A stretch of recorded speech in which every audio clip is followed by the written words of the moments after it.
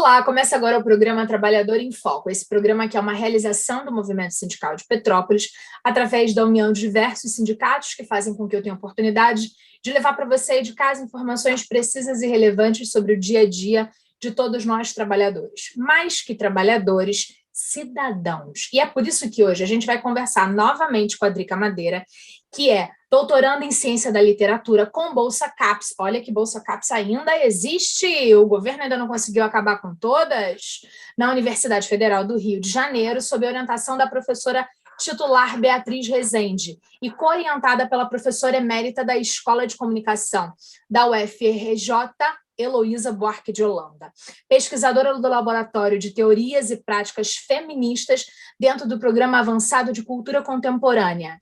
Seu tema de pesquisa, feminismos latino-americanos como resistência ao patriarcado, rupturas epistemológicas e novas metodologias. A Drica tem um currículo vastíssimo que a gente vai colocar ao longo do programa para você ficar vendo, e hoje a gente está falando sobre sinal vermelho contra a violência doméstica, um tema que eu sei que a Drica estuda há pelo menos mais de uma década, ou mais ainda do que isso, mas que isso a gente não precisa contar, porque a gente não precisa falar de cabelo branco, não é isso, Drica Madeira?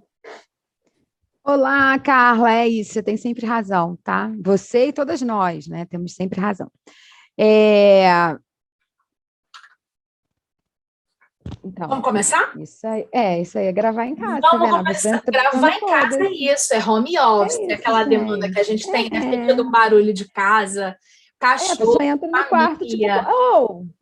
aí você fala, o que eu ia falar Peraí, mesmo? é mesmo aquela doutoranda que tem família. Mas segue o bonde. Vamos lá, a gente tem que explicar algumas coisas muito rápidas para quem ainda não ouviu nenhuma conversa nossa, o que eu acho um absurdo, mas para depois a gente falar sobre essa campanha especificamente. Então, eu queria que você me explicasse o que é a violência doméstica e se ela se dá apenas de forma física. Então, Carla, assim, muito obrigada mais uma vez por estar com você, parabéns, né, pela sua iniciativa. Eu estava falando esse final de semana numa outra entrevista que eu dei, é muito legal a gente poder contar com parceiras e parceiros, né, por conta do programa, e ter você como entrevistadora é muito bacana, porque você faz questão de estudar sempre a pauta, então a gente não fica falando no vazio, isso é muito, muito legal, é muito difícil de acontecer.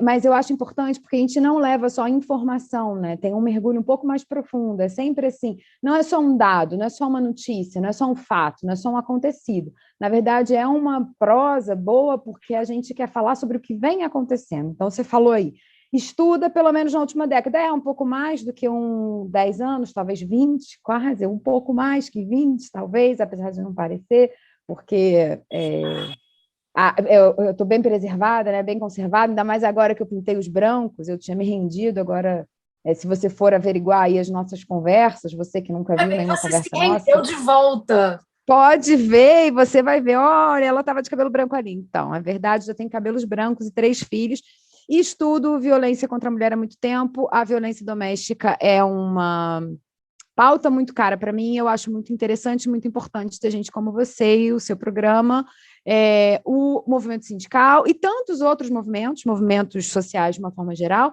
a se preocuparem com essa questão, que é uma questão muito difícil de ser discutida pela sociedade, não só a sociedade brasileira, mas pelo mundo contemporâneo, né? Porque a gente fala da violência como um estatuto negativo, né? Ninguém quer ser violento, ninguém gostaria de ser violento, e a violência é uma coisa que a gente tenta abolir dia a dia. A gente não quer mais guerra, mas a gente vive em guerra, né? A gente é uma contradição a violência. E a violência contra a mulher ainda mais, porque a gente está falando de muitos avanços, né? De sermos sujeitas de direitos, temos conquistado muitos direitos, dentre eles a Maria da Penha, um direito contraditório, né? Porque você tem direito a não apanhar, direito a não ser humilhada, direito a não sofrer violência. É estranho, né? Estranho. Porque a gente chama de política afirmativa, então a gente precisou de uma legislação para dar conta da nossa pauta da política afirmativa no âmbito das políticas públicas. É por isso que existe a lei. E aí você bem disse, violência é só bater? Não, não é só bater. A gente vem falando isso há muito tempo, que violência não só contra a mulher, mas contra o idoso, criança, adolescente, e por aí vai, a gente chama de minorias, seriam minorias políticas, né? Porque se a gente for tratar entre minorias e maioria, a maioria vai ser qualificada como homem branco hétero. Aqui no Brasil, a gente pode acrescentar cristão e militar. Então, é uma minoria bem minoria mesmo, né? O resto somos nós. Então, nós somos a maioria, devo dizer, né? Nós, mulheres negras, nós, homens negros, nós, crianças, nós, adolescentes, nós, idosos, somos a maioria da sociedade. E a maioria sofre na mão de uma minoria que, por conta de um sistema patriarcal, engendra uma forma de viver socialmente. E essa forma inclui docilizar os corpos. E a gente dociliza corpos não só batendo, a gente dociliza dizendo: você é burra, você não consegue, você não pode sozinha, você não vai dar conta. E isso tudo, no âmbito da Lei Maria da Penha, a gente vai ter alguns descritivos, vamos pensar assim, que seria a violência psicológica, a violência moral, a violência patrimonial. E aí, mesmo que você me diga: não, mas eu sou pobre, não tenho patrimônio. Aqui a gente trata patrimônio como tudo que faz parte das coisas próprias da sua vida, a sua cama, o seu travesseiro, as suas roupas, os seus documentos. Então, queimou a sua cama, jogou as suas roupas fora, catou teus documentos, disse que você não tinha mais direito a tê-los, que eles, então, a partir de então, viveriam sob a batuta ou sob a tutela, né, do sujeito com quem você mora, que você supõe ser seu marido, é muito legal, ele faz isso para te cuidar. E, de repente, quando você percebe, você não tem seu documento para sair da cidade, caso você precise. Então, são medidas violentas de restrição de liberdade que atacam diretamente os direitos das mulheres e que não são só um olho roxo, não, só no sentido de simplesmente, né? Ou, resumidamente, um olho roxo, um braço machucado, uma perna quebrada, uma costela, e por aí vai. Elas estão em outros espaços, que seriam espaços de cerceamento de liberdade de outra natureza, que às vezes a gente nem reconhece como violência. Para a gente reconhecer como violência, precisa ter aquela amiga que fala assim: mas você acha mesmo que devia ser assim? E agora, na adolescência, a gente tem percebido que as meninas se juntam, né, e se irmanam, criam redes de apoio, tratando essa consigna que não é a violência física como um relacionamento abusivo, né? Então, você não acha que esse relacionamento é abusivo? Abusivo por quê? Porque ele não deixa você sair com essa roupa. Abusivo porque ele não deixa você sair com a sua amiga. Abusivo porque ele quer saber onde você está, ele liga a cada 5 minutos. Então, isso tudo entraria no rol, na Maria da Penha, da violência psicológica, por exemplo, né? Ou da violência moral, se isso é feito publicamente.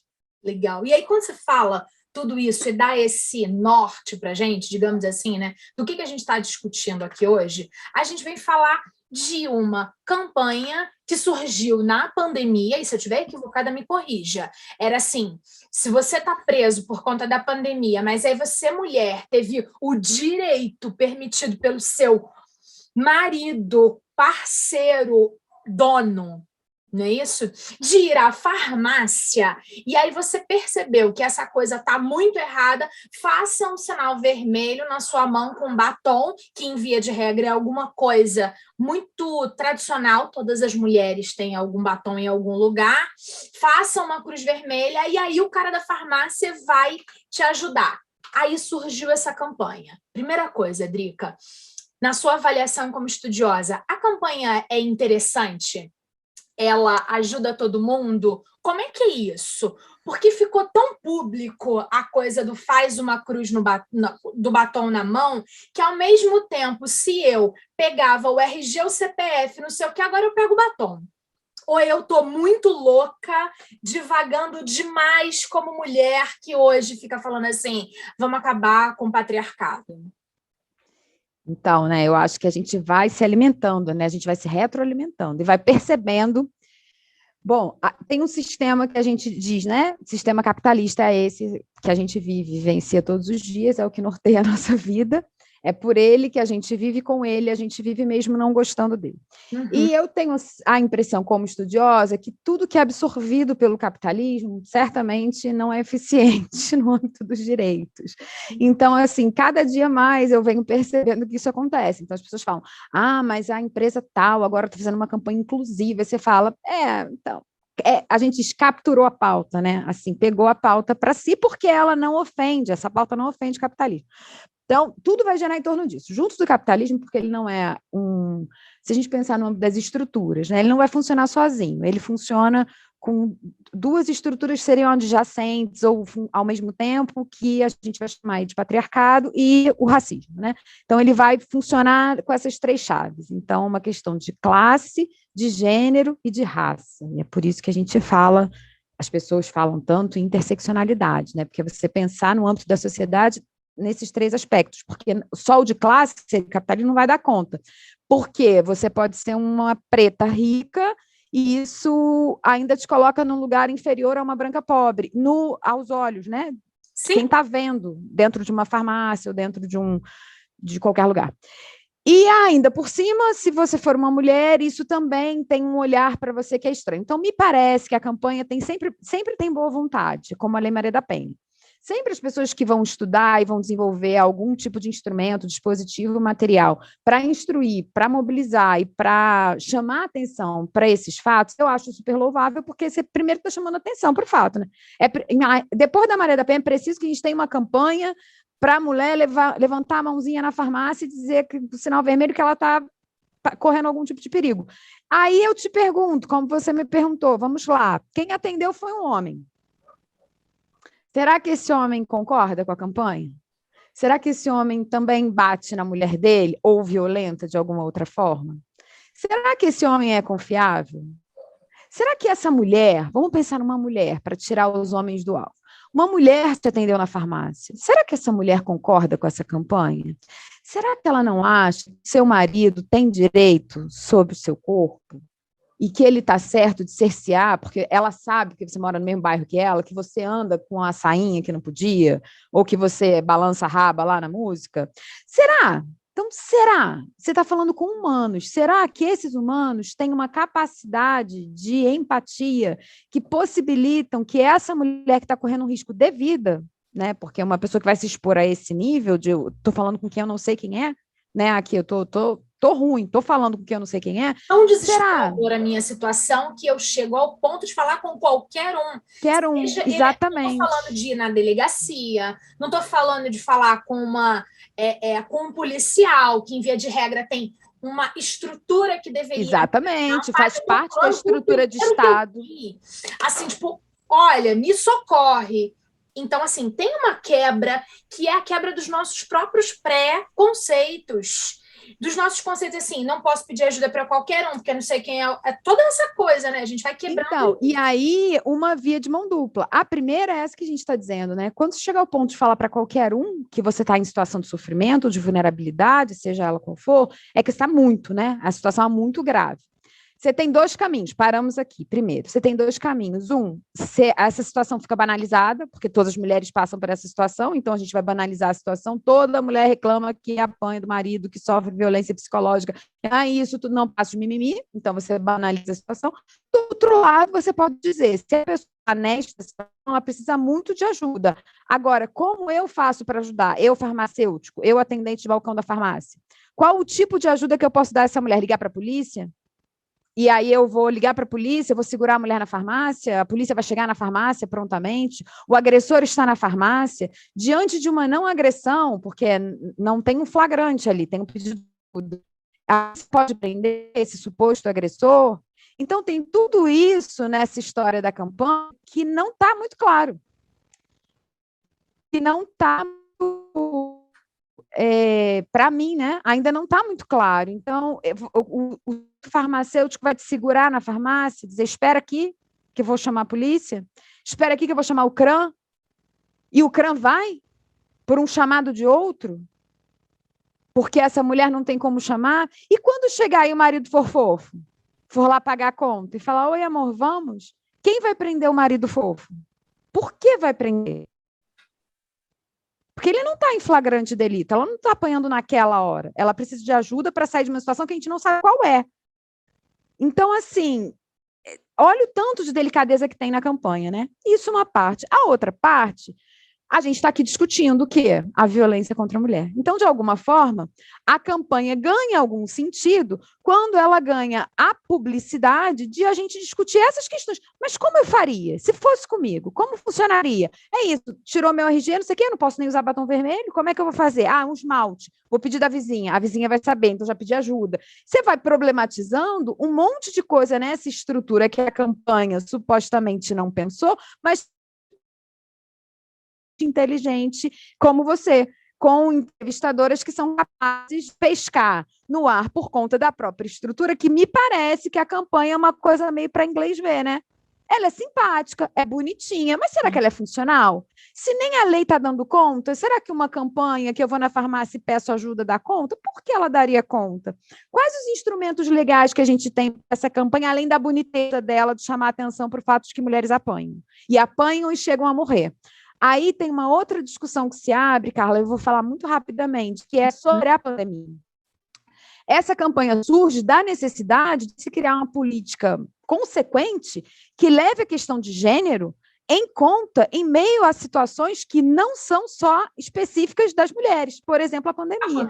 Então, quando a pandemia disse fique em casa, ela disse, ótimo, resolvemos um problema, fique em casa, porque não queremos passar o vírus para todo mundo. Eu sou do super fique em casa, tá, gente? Fique em casa. Só que para as mulheres vítimas de violência, o fique em casa foi um castigo, né? Porque você fica em casa com quem? Com o seu agressor, e você não pode sair da casa, e você perde a sua rede de apoio, porque você não pode mais ver os outros. Por que, que a política pública precisa pensar no conjunto da obra? Porque o que era o remédio para a pandemia foi um veneno para a pandemia de violência que a gente já vivia muito anterior à pandemia sanitária aí de Covid-19. E aí, quando você pensa na vacinação, você fala assim, o quanto antes, o quanto mais rápido a população for vacinada, antes e mais rápido, essas mulheres vão sair dessa condição de cárcere privado pela própria condição que o Estado brasileiro as colocou. Poxa, Drica, então você é o contra, fica em casa. Não, não. Eu só estou dizendo o seguinte, a gente resolveu um problema e como a gente não considerou o outro problema, a gente trouxe graves problemas, e isso os números e dados vão mostrar, o aumento do feminicídio, por exemplo, do ano de 2019 para 2020, de 2020 para 2020, de 2020 para 2021. E aí você vê toda hora, todo dia tem uma parte do jornal que vai falar de uma mulher que morreu ou que apanhou na frente do filho, que um outro homem entrou, aquele caso horroroso, o homem entra, dá uma voltinha, um outro, né, que não é agressor, finge que está vendo alguém passar um café e sai, e não toma providência. Né? E a mulher que está lá tentando tomar providência é uma babá, que é uma figura subalternizada que vai perder o emprego se ela for contra o patrão, que é quem paga. Então, ela não consegue nem defender a mulher que está na situação de vulnerabilidade, que está com um bebê recém-nascido, que está ali apanhando do seu dono. Então, assim, mudar as estruturas é muito difícil, porque não são pequenos programas ou pequenas ações ou ações particulares, individuais, e eu também não estou jogando fora que você seja um bom cara, ou que você seja uma mulher combativa e tenha cuidado com a sua vizinhança, escuta uma mulher reclamando, vai lá saber o que é. Tem que fazer isso, são ações importantes para a gente, com a nossa consciência, mas é preciso que a gente leve em consideração que política pública tem que ser feita para todo mundo. Enquanto ela não é pensada com esse marcador de gênero e raça, esses dois marcadores incluídos, a gente vai continuar vendo uma pobreza negra e a gente vai continuar vendo mulher morrendo, porque é dona, objeto de um dono que é fruto de um sistema capitalista onde você é dono das coisas e as pessoas passam a ser coisas. As crianças são coisas, os animais são coisas, as mulheres são coisas, assim como o fogão e a geladeira. Isso não é verdade. E é contra isso que a gente tem que lutar para vencer a violência doméstica ou qualquer outra violência. E é por isso que a gente percebe uma diferença muito clara entre homens e mulheres. E aí, o pano de fundo dessa conversa podia ser a guerra não tem rosto de mulher, porque eu concordo plenamente com o livro que diz isso, né? Que é um Nobel, inclusive, que ganhou um Nobel, mas não é por isso, é porque é para a gente pensar qual o tipo de ação que você tem quando você tem uma mulher no comando e um homem. Qual é o tipo de elaboração que você tem quando você pensa na gestão de uma casa feita por um homem e na gestão de uma casa feita por uma mulher. Então, assim, quais são as características que estão implicadas na sua condição corpórea, no seu gênero, naquilo que você absorve para você como construção social, por exemplo, lavar, passar, cozinhar, cuidar dos meninos, cuidar do marido, cuidar das coisas. Como esse lugar do cuidado foi preterido por um lugar menos importante do que o lugar de ser provedor. O problema é que, nesse sistema, a gente, além de cuidar, a gente também é provedora. Então, a gente disputa com os nossos maridos um lugar fora da casa, onde a gente não tem direito de estar ou não devia ter, e ele não está conosco no lugar de dentro da casa. Ah, mas o meu está tudo bem, mas o seu é uma exceção. A gente está falando de uma estrutura, né? De um sistema. É aquele... Não está falando de indivíduos. A Drica muito avançada. Não, a gente está falando disso. A gente está falando assim, a Drica vive no sistema capitalista, a Drica é preconceituosa, a Drica sofre com o patriarcado. Então, porque eu estou dentro dessa estrutura, o que eu posso fazer é pensar sobre ela. E pensar, não só pensar e refletir, mas tentar e buscar e achar soluções. Não me parece que essa seja uma solução absolutamente inteligente. Essa do xizinho na mão. Acho simpático, acho bonito, mas não acho que é plenamente inteligente. Depois de 15 anos de Lei Maria da Penha, a gente percebendo Não gosto de falar isso, que as pessoas dizem que agora eu sou contra a Lei Maria da Penha. Não é verdade, mas eu ia falar um fracasso social. Não é um fracasso, porque a culpa não é da lei, né? A lei é o reflexo da boa vontade daqueles que a fizeram. Agora, a gente tem uma questão da prática. Entre a lei que está aqui e a prática anda a passos muito lentos, né? Muito lentos, né? Muito lentos, Carla, ainda mais no tempo atual, né? Onde você tem uma questão econômica grave acontecendo, que é a falta de emprego, que gera uma condição de vulnerabilidade para todos nós. Vamos pensar no âmbito do Brasil, a crise é mundial, mas vamos pensar aqui, circunscrita a gente. Então, você tem um aumento da pobreza, e junto com o aumento da pobreza, você tem um discurso violento. E aí você aumenta a desigualdade social e você tem um discurso violento que parte da presidência da República e vem em cascata, né? Reforçando os estereótipos de violência que estão ligados a quem? Aos homens. Mulheres voltem para suas casas, homens sejam violentos. Vocês são donos delas, não deixem que elas façam, não deixem que elas aconteçam, não deixem que elas deem passos. Vamos colocar essa gente para dentro de novo. É como se fosse possível uma operação de desver. Né? Você viu ali o sol e aí você vai desver o sol. Isso não é possível. E é por isso que a gente está enfrentando uma situação de grande tensionamento. E aí você percebe que as mulheres estão sempre na vanguarda dos movimentos. Se você pegar desde a ditadura militar, para não falar de nada antes disso, ao projeto de anistia, por exemplo, quando a gente se vale da condição de ser mãe, né, para lutar pelo retorno dos presos políticos e de seus filhos, né, ou seja, seriam os nossos netos, são as mulheres que estão ali negociando com o Estado brasileiro anistia ampla e restrita. Depois disso, as mulheres continuam ali, e são as mulheres negras que continuam ali gritando, eu continuo sendo empregada doméstica sem direito, e a gente tem pequenos avanços nessa área. E as mulheres brancas e as mulheres negras continuam juntas gritando, olha, nós somos mães solo. E aí ontem foi Dia dos Pais, na semana que passou, foi Dia dos Pais, e a gente pensar assim, o Agosto Lilás é contra a violência, e a gente vendo nas redes sociais os melhores pais do mundo, sem levar em consideração o tanto de certidão de nascimento que não tem pai na certidão, porque a gente não fala do feio, a gente só fala do bonito. Quem fez uma campanha interessante sobre isso foi a Samara Filippo, que é mãe solo, assumidamente, com 2 meninas de um cara com bastante dinheiro. Então, a questão não é dinheiro só, é uma questão da escolha da paternidade. E ela botou uma coisa que eu achei muito interessante: pães não existem, existem mães solo.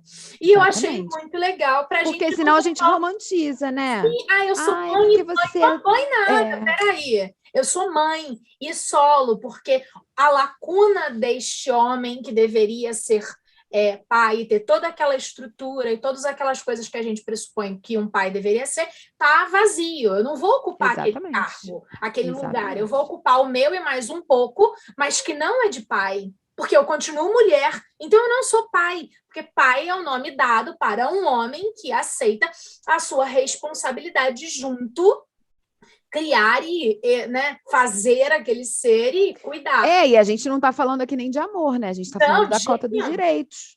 Então, assim, ser pai o requisito fundamental é a garantia de direitos daquela criança que você colocou no mundo. Então, é uma obrigação.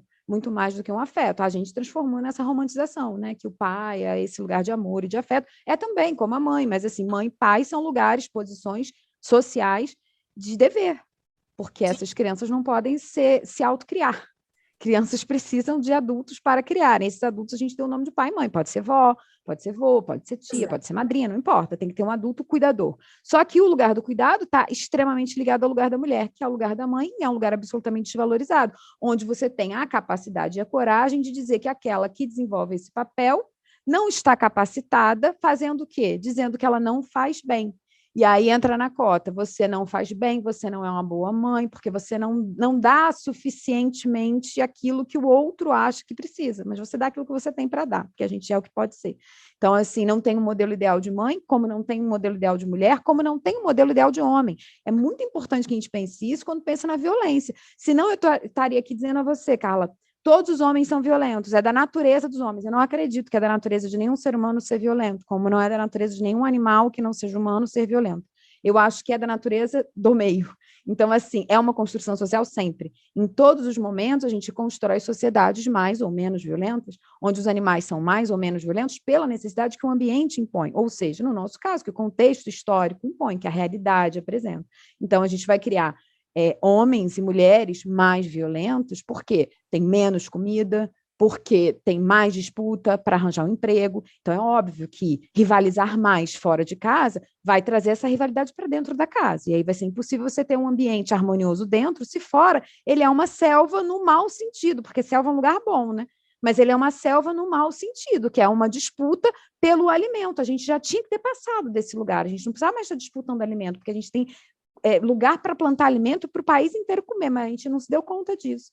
E aí, não se dando conta disso, essas disputas elas estão dentro da gente. Por quê? Porque está dentro do contexto histórico, elas não são da natureza da mulher, o papel de cuidado, nem da natureza do homem. Ela é uma construção social, e é por isso que um filho pode dizer para uma mãe que você não é boa o suficiente, porque você não está correspondendo a um papel que desenharam para mim que seria o papel de mãe, o papel da maternidade. E aí eu digo a vocês, esse papel foi desenhado por quem?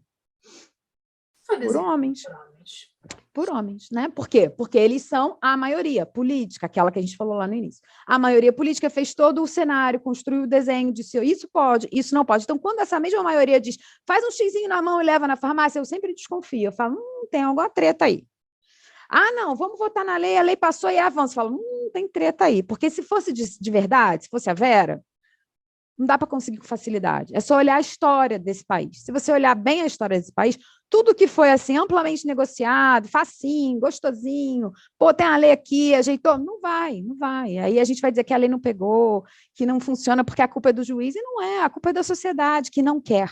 A sociedade não quer isso. A sociedade quer que homens sejam maus e ocupem o lugar dos maus, porque os homens devem ser viris, e os homens que não são viris não são homens. E a gente desconstrói toda uma capacidade que o ser humano tem de se reinventar nesses papéis que a gente cristalizou, como o papel do bem, o papel do mal, o papel do amor, o papel da dor, e vai dividindo ele, vai generificando, né, que a gente chama. Isso é da conta da mulher, isso é da conta do homem, e é tudo uma grande mentira. A gente que vive a vida vivida sabe que é mentira. Tem horas que eu sou mazinha, tem horas que eu sou boazinha, tem horas que eu sou cuidadora, tem horas que eu sou displicente, tem horas que eu faço comida boa, tem horas que eu não faço comida. Então, assim, não tem uma condição intrínseca à minha pessoa. Tem a Drica como sujeito que, dependendo do momento que ela está vivendo e das questões como se apresentam, pode ou não exercer aquele papel. Se eu tiver que trabalhar o dia inteiro, 24 horas por dia fora da minha casa, eu não vou exercer o papel de maternidade como prescreve um protocolo social, nem eu, nem você. Né? Mesmo que a gente trabalhe dentro da casa. Sim, não será possível, dependendo da quantidade de horas que a gente precisa trabalhar. Como os adolescentes também não serão mais aquilo que a gente gostaria que eles fossem, porque outra configuração vai se apresentando no mundo e a gente vai respondendo a essas configurações. Então, é importante pensar que a violência ela não é um negócio estanque que está guardado num lugar. Homens são violentos, mulheres são boazinhas, todas as mulheres são vítimas da violência dos homens, porque o patriarcado é um sistema. Como o racismo opera também nesse sistema. Então, dizer eu não sou preconceituosa é quase dizer eu sou preconceituosa, porque eu estou dentro desse registro. Então, quando eu olho uma mulher negra e uma mulher branca, certamente eu vou atribuir papéis subalternos à mulher negra e papéis superiores à mulher branca. Quem disser o contrário, eu vou te dizer, ou é mau caratismo, é maluco, ou é mentira. Não tem muita tese. Porque o olhar está treinado para isso. O nosso olhar foi treinado, é sem querer. E Não é é, o não nosso é de papel o propósito. tempo todo entender que o olhar está treinado e entender que a gente pode mudar a partir de escolhas para a gente Não é? finalizar porque o tempo estourou. É um processo Reconhecer sempre cotidiano. libertar. Reconhecer sempre libertar. Então, se eu reconheço a minha condição de que eu sou vista como um objeto numa sociedade que oprime e oprime através da violência, inclusive física, até a morte das mulheres, qual o lugar que eu vou me encaixar nessa estrutura? O lugar que combate, que enfrenta, que informa e que transforma. Por quê? Porque enfrenta, porque informa, então está transformando todo dia, com pequenas intervenções ou grandes intervenções. Pode ser a campanha do Xizinho, pode ser a Lei Maria da Penha, pode ser a nossa entrevista. A gente não sabe quantas mulheres vão ouvir essa conversa, quantos homens sabem quantas mulheres da campanha do Xizinho, ou quantas pessoas conhecem a Lei Maria da Penha, ou como elas tiveram relação com essa lei quando precisaram. Então, o que eu digo a vocês é, o que o Brecht diz para mim quando eu estudo, nunca digam isso é natural, porque não é natural. É tudo construído. Se é construído, pode ser desconstruído, reconstruído. E feito sempre de novo. Todos os dias o sol levanta. E todos os dias a gente também levanta, junto com o sol novo, para fazer um dia novo. Então, é esse dia que a gente está fazendo hoje. Agosto Lilás é merecido para a gente discutir isso o tempo que a gente quiser, mas não só em agosto, Carla é a prova disso. Esse e outros tantos programas dos quais ela faz parte e comanda, a gente sempre discute essa pauta como uma pauta muito séria, muito preocupante, porque a gente está falando da gente. Porque talvez eu e Carla não vivenciamos essa situação neste momento presente. Sim. E caso aconteça, a gente teria condição de se defender de alguma forma, inclusive se irmanando, né? Inclusive contando uma com a outra e tantas outras colegas e amigas nossas. Mas a gente está falando de outras pessoas, homens e mulheres, que vivem sob o jugo da violência e nem conseguem perceber que estão sendo violentos ou violentando determinada criatura que você escolheu para estar do seu lado. E eu estou falando, inclusive, do seu cachorro. Né, que você escolheu para estar ali, de vez em quando você bica ele porque você está chateado com o mundo. Então, para vocês verem que a violência não é um problema das mulheres, a violência é um problema da sociedade brasileira. Muitíssimo agradecida. Adoro conversar com você. A gente grava em breve de novo para continuar polemizando essa questão. É sempre um prazer. Obrigada. Um beijo, querida. Obrigada aí. Um beijo. Obrigada a você que ficou com a gente. A gente volta em breve com um novo programa Trabalhador em Foco. Um abraço grande e até lá. Tchau, tchau.